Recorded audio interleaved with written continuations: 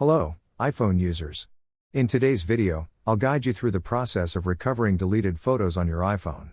It's a straightforward process, so make sure to watch till the end to avoid any mistakes.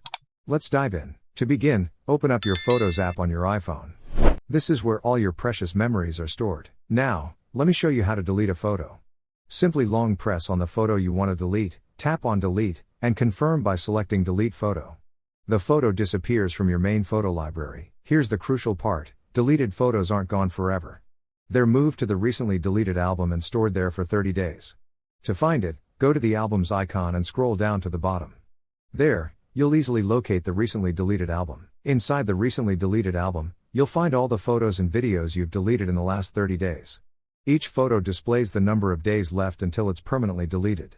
To recover a single photo, long press on it, and then tap on Recover. Inside the recently deleted album, you'll find all the photos and videos you've deleted in the last 30 days.